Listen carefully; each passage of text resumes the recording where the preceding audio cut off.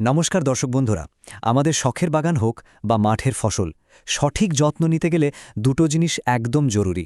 এক, ঠিক সময়ে জল দেওয়া, আর দুই, সঠিক পদ্ধতিতে সার প্রয়োগ করা।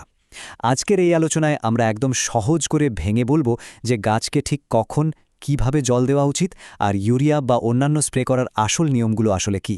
চলুন শুরু করা যাক। আচ্ছা, শুরুতেই একটা কথা বলুন তো, আমরা তো অনেকেই এই হতাশার মুখে পড়েছি, তাই না? প্রতিদিন কত যত্ন করছি, নিয়ম করে জল দিচ্ছি, ঘাম ঝরাচ্ছি, অথচ চোখের সামনেই গাছটা কেমন নেতিয়ে পড়ছে বা ফসল নষ্ট হয়ে যাচ্ছে।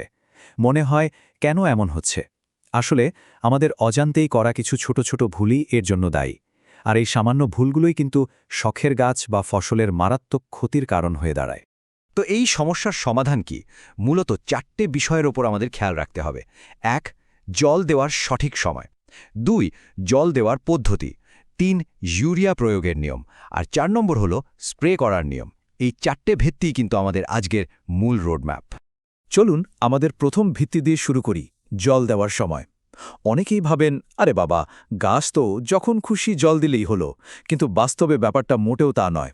ব্যাপারটা একটু ভেবে দেখুন।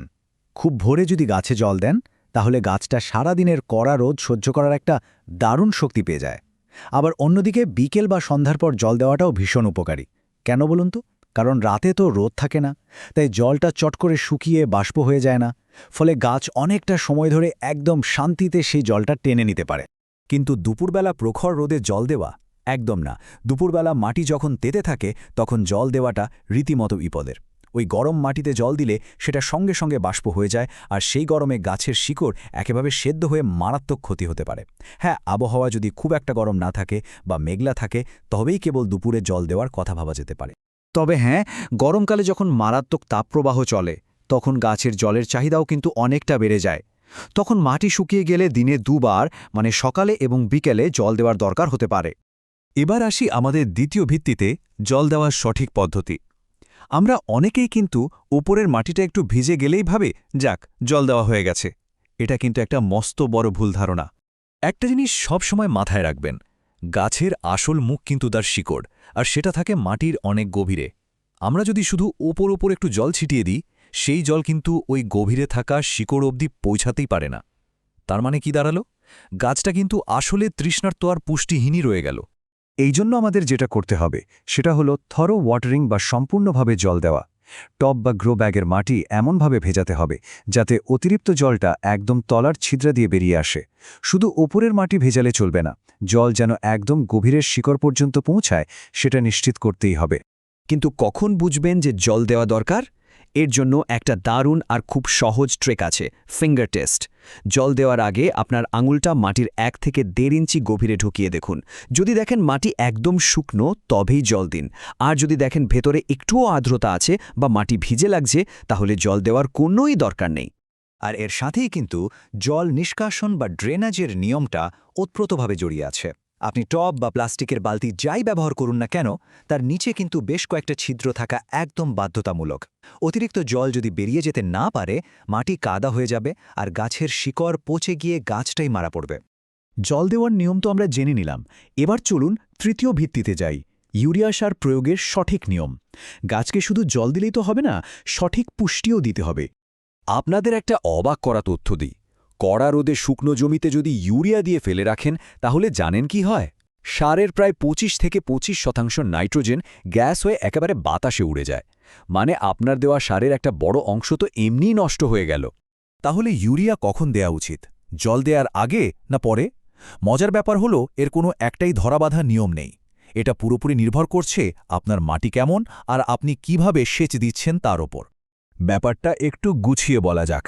ধরুন আপনি স্প্রিংকলার দিয়ে হালকা সেচ দিচ্ছেন, বা আপনার জমির মাটি বেশ ভারী। সেক্ষেত্রে ইউরিয়া আগে ছড়িয়ে তারপর জল দেওয়া ভালো। এতে সারটা জলের সাথে গুলে ঠিকঠাক শিকড়ে পৌঁছে যায়। কিন্তু আপনার জমি যদি বেলে বা হালকা মাটির হয়, আর আপনি যদি জমিতে প্লাবন সেচ বা একেবারে ডুবিয়ে জল দেন, তাহলে কিন্তু জল দেওয়ার পরেই ইউরিয়া দেওয়া উচিত। কারণ আগে দিলে ওই জলের তোরে সার মাটির এত গভীরে চলে যাবে যে শিকড়া সেটাকে টেনে নিতেই পারবে না। তবে হ্যাঁ, সবার জন্য একটা নিয়ম কিন্তু একদম সমান। ইউরিয়া সার দেওয়ার সেরা সময় হল সন্ধ্যাবেলা। এতে ওই যে বললাম সারের নাইট্রোজেন রোদের তাপে বাষ্প হয়ে উড়ে যাওয়ার আর কোনো সুযোগই পায় না।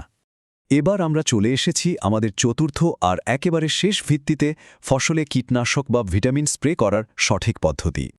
স্প্রে করার ক্ষেত্রেও কিন্তু ঘড়ির কাঁটা ধরে চলাটা খুব জরুরি। আমরা অনেকেই সকাল সকাল স্প্রে করে দিই, কিন্তু সকালে তো পাতায় শিশির থাকে। ওই শিশির ভেজা পাতায় স্প্রে করলে ওষুধটা একেবারে পাতলা হয়ে যায়, ফলে কাজ ঠিকমতো হয় না।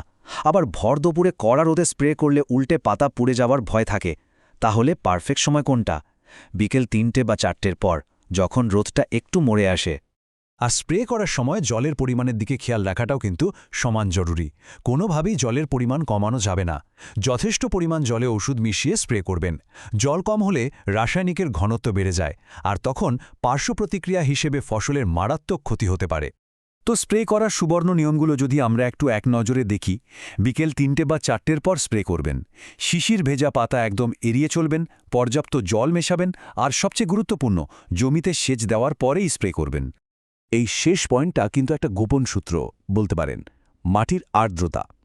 সবসময় চেষ্টা করবেন জমিতে জল বা সেচ দেওয়ার পরই স্প্রে করতে। গাছের গোড়ায় আর্দ্রতা থাকলে, গাছটা যখন হাইড্রেটেড থাকে, তখন স্প্রের রাসায়নিক খুব ভালোভাবে শোষিত হয়, আর এর ফলে যে ফলাফল পাবেন সেটা সত্যিই চমৎকার। তাহলে বন্ধুরা, এবার একটু ভেবে দেখার সময় এসেছে, আমাদের দৈনন্দিন এই ছোট ছোট ভুলগুলোই কি এতদিন আমাদের শখের বাগান বা ফসলের নীরব ক্ষতি করে আসছিল না? গাছকে ঠিক ততটুকুই জল দিন যতটুকু তার প্রয়োজন, আর সঠিক নিয়মে পুষ্টি দিন। আশা করি আজকের এই আলোচনা আপনাদের বাগান বা চাষবাসের ক্ষেত্রে অনেকটাই কাজে আসবে। এই সহজ নিয়মগুলো মেনে চলুন আর ফারাকটা নিজের চোখেই দেখুন। এতক্ষণ সাথে থাকার জন্য অনেক অনেক ধন্যবাদ।